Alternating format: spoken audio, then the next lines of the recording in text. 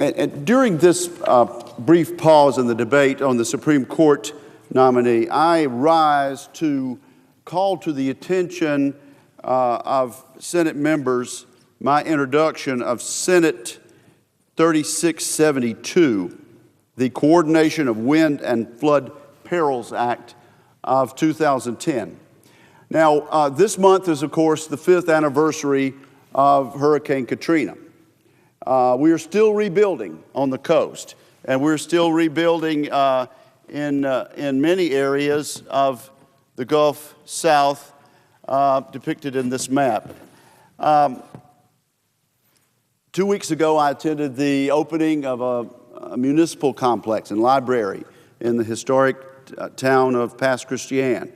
The fact that we're just getting the money and just getting this library and city hall rebuilt after 5 years is testimony to the extent of the destruction and the difficulty of funding projects like that.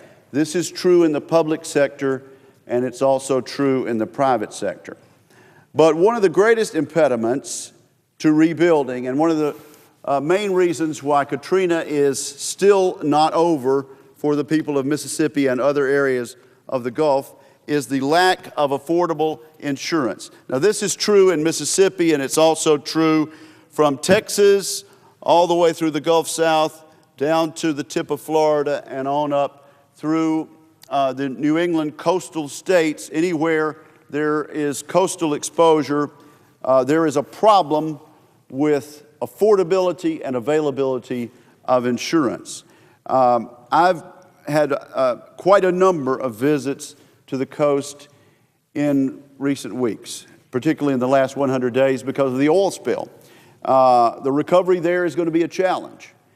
There'll be speeches later on this month commemorating the anniversary and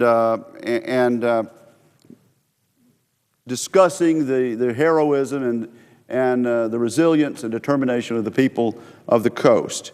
All of this will be appreciated and necessary. But the truth of the matter is, one of the best things that could be done for the Gulf Coast area, not just my state of Mississippi, but in the entire area, is to resolve the issue of wind insurance versus flood insurance. And that's what S 3672 is all about. Coordinating the coverage between wind and flood perils coverage.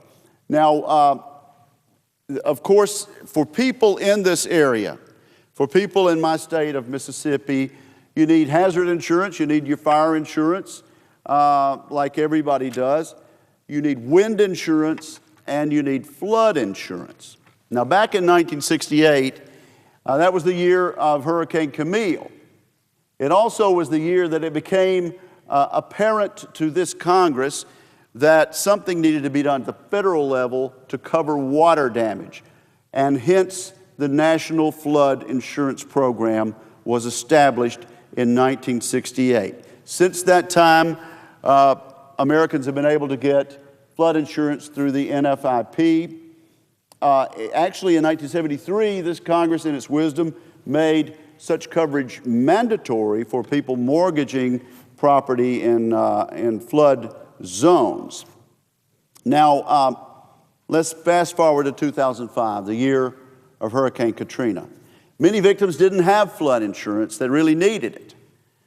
And one of the reasons they didn't have flood insurance is that the flood zone maps were wrong. I hope to a large extent this has been corrected. It's supposed to have been corrected now, and people in flood zones that have mortgages are required to. Oftentimes they cancel those policies, and that's something that we need to attend to also. But that insurance is available. But now the problem is the wind insurance. And the private coverage of insurance for wind damage has pretty much left the coastal areas of many of our coastal states in the eastern part of the United States. So we have the situation now where a homeowner needs flood insurance through the National Flood Insurance Program. They need their own hazard insurance that they get through their local broker. And then they probably have to resort to the state wind pool, a state program, because private wind insurance is not available to them.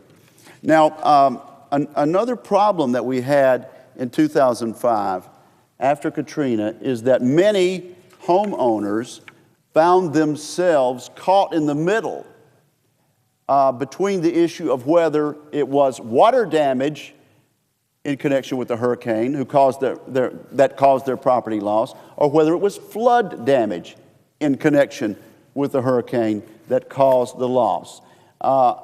After hurricanes such as Katrina, if a homeowner has wind and flood insurance, the homeowner often has to prove in court whether it was wind or water that caused the damages. This is unacceptable. And let me emphasize this, Mr. President. Individuals who had all the appropriate insurance of wind and water were in many instances caught in the middle, forced to go to court to watch the insurance carriers fight among themselves. My legislation would remove the burden of determining flood or wind loss allocation from the property owner and put it where it belongs, a decision to be made between the insurers. If my bill becomes law, insurance companies, including state-run wind pools and the National Flood Insurance Program, would have to pay a claim as soon as possible after the hurricane. If there's a dispute, each would pay 50%. The homeowner would be paid for the loss, while the parties responsible for paying the claim would work out the details. My legislation, and again it's S 3672, the Coordination of Wind and Flood Perils Act of 2010, would prevent homeowners from having to go to court to determine what portion of the damages were caused by wind and what portion by water. This should not be part of the duties of home ownership. Under my legislation, if there is a dispute between the parties responsible for paying the claim, the insured would be compensated immediately, and the dispute between the insurers would be resolved by arbitration. This is only a small step, Mr. President. It doesn't answer the whole problem. I still support the concept of putting wind coverage under the National Flood Insurance Program on a voluntary basis, as my amendment would have done in 2008. And it's an amendment that has passed the House of Representatives, known as the multi-peril concept. That did not get majority support in the United States Senate and is frankly unlikely to get that support in short order. They're having trouble with that concept in the House of Representatives, but I want to emphasize I still support the multiple peril concept. But this is a step.